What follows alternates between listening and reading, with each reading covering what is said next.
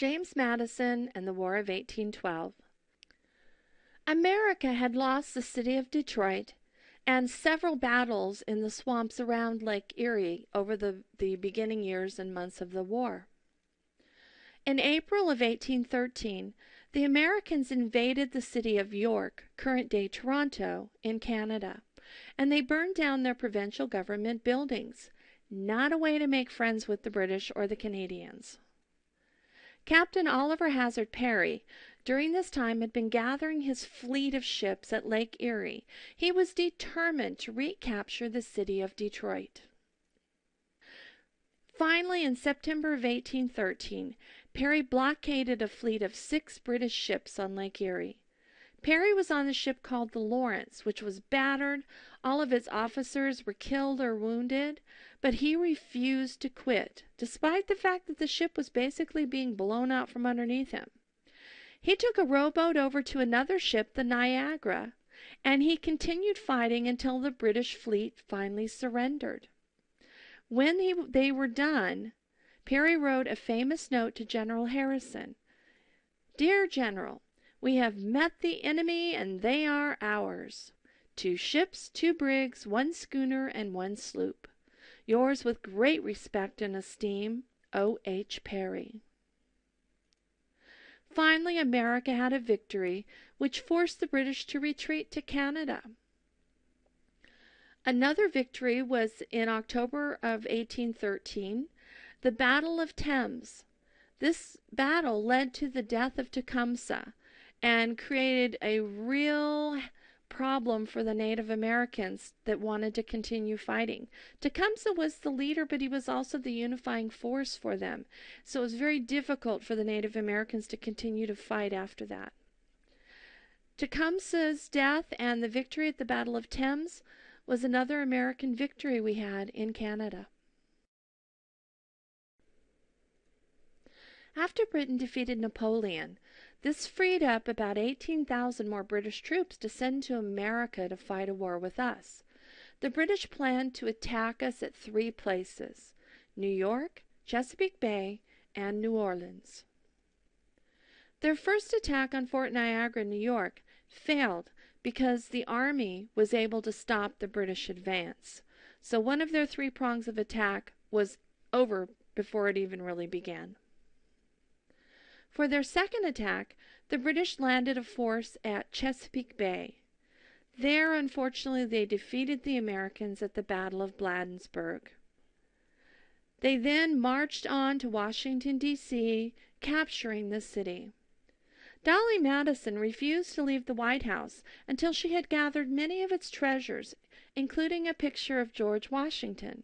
She got out just before the British began to burn the city.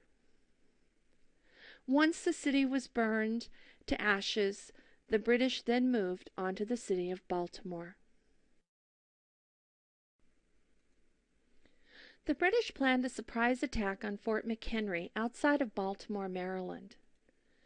Francis Scott Key, a lawyer, approached the commander of the British fleet to secure the release of his friend Dr. William Beans and the other prisoners being held by the British.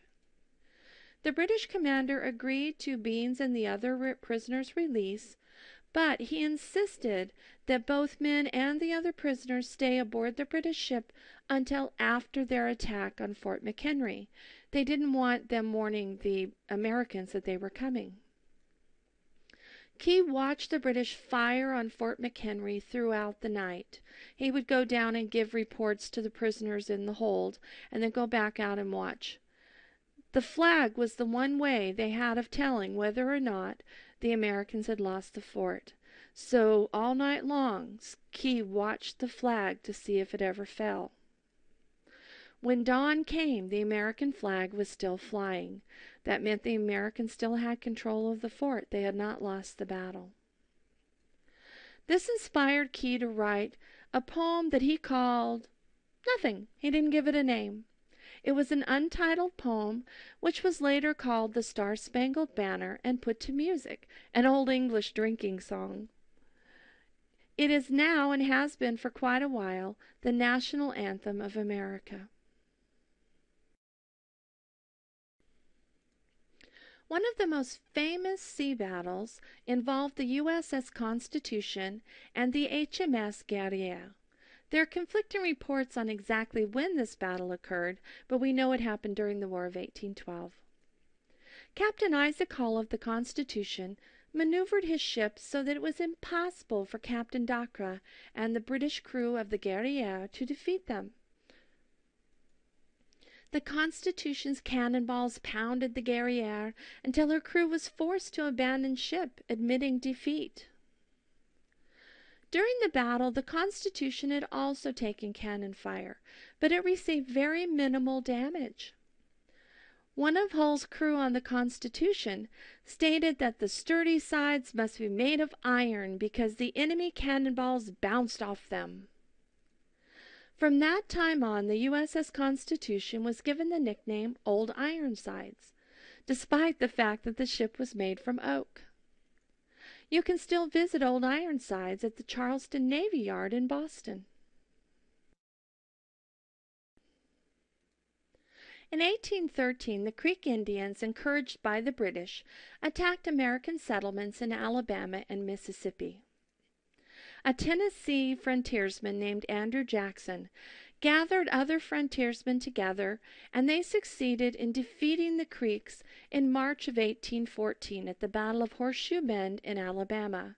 This led to the Native Americans turning over the rest of their land to the Americans.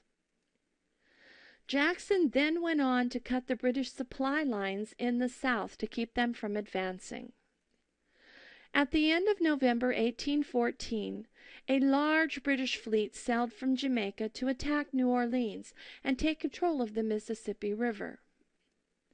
The British came to within 7 miles of New Orleans, but on December 23rd, Jackson and his frontiersmen attacked the British at night, both sides suffering very heavy casualties.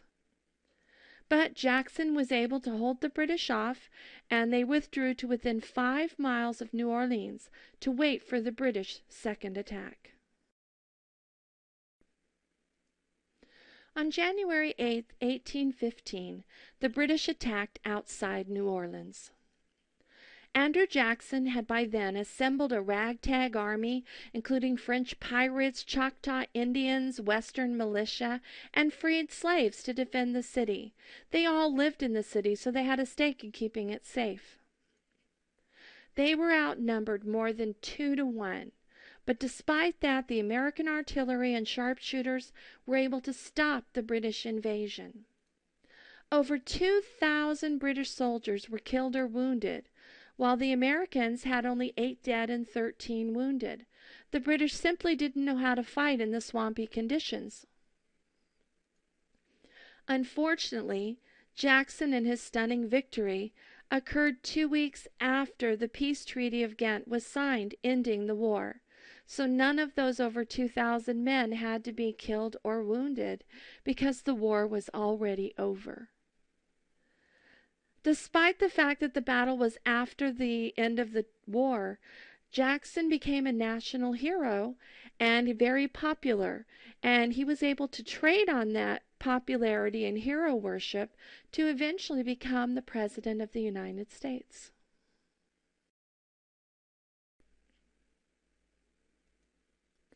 The Treaty of Ghent was signed on December 24, 1814, officially ending the War of 1812. The agreement basically stated that things would stay the same. The British would keep all the same territory. The U.S. would keep all the same territory they had owned. No land was going to change hands. Many people believed this meant that the war had absolutely no purpose. It should never have been fought. Others called it the Second War for Independence and believed that it gave America finally the respect and the acceptance as an independent country amongst the rest of the world. I believe that there were several consequences that occurred because of the war, several changes that happened. Some of the consequences of the War of 1812, great nationalism and pride in America spread. There was a boost to industrialization as Americans were not able to import goods. They had to build their factories and start making their own goods and start buying American. It destroyed the Native Americans' ability to resist America's expansion into their lands. It rewrote America's boundaries with Spain and sealed our control of the Mississippi River and the Gulf of Mexico. Spain ended up abandoning Florida, and in 1819, Spain agreed to an American border that extended to the Pacific Ocean. Now you know a little bit about Madison and the War of 1812.